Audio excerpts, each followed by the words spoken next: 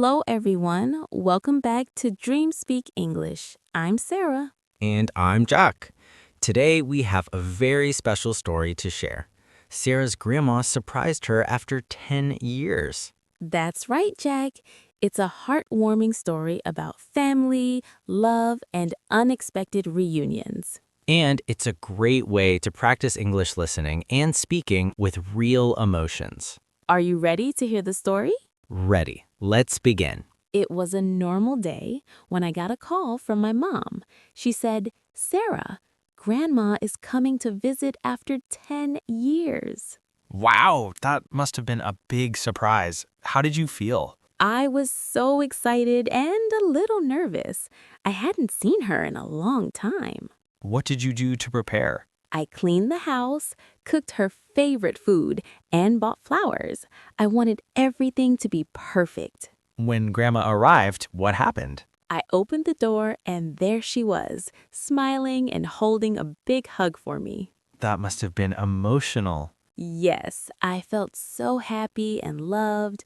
We talked for hours, sharing stories and memories. What did you talk about?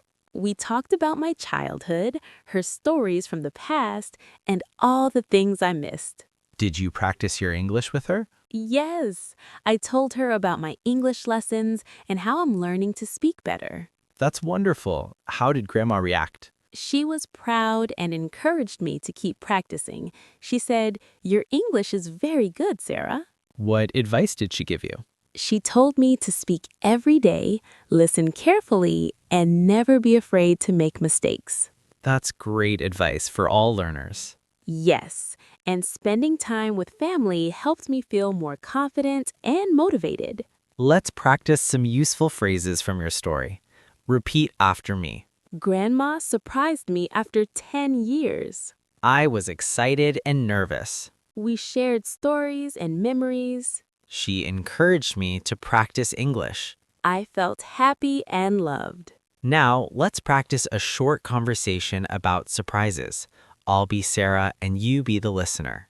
Grandma surprised me after 10 years. Really? That's amazing. How did you feel? I was very happy and a little nervous. I gave her a big hug and we talked for hours. Great. Sharing personal stories is a wonderful way to practice English. Now that we've shared the heartwarming story of my grandma's surprise visit, let's talk about how you can use similar stories to practice your English speaking and listening skills. That's a great idea, Sarah. Personal stories are powerful because they connect emotions with language, making it easier to remember and use new words and phrases. Exactly. When you talk about your own experiences, you practice real English that you can use in everyday conversations. Let's start by learning some useful phrases to describe surprises and emotions. Here are some examples. I was surprised when. I couldn't believe it when. It was such a happy moment. I felt nervous but excited. We hugged and laughed. It was unforgettable.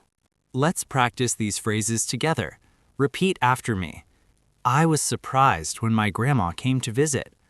I couldn't believe it when I saw her. It was such a happy moment.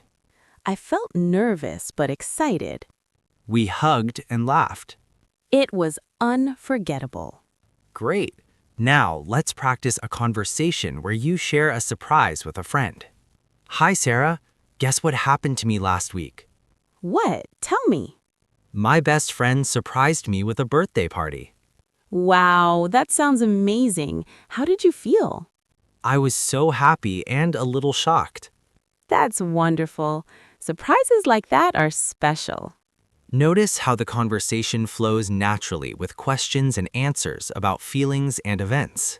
Using these phrases helps you add detail and emotion to your stories.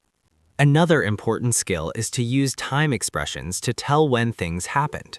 Words like last week, a few days ago, recently, after 10 years, and finally are very useful.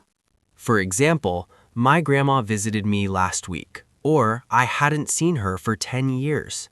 Finally, here are some tips to help you practice storytelling in English.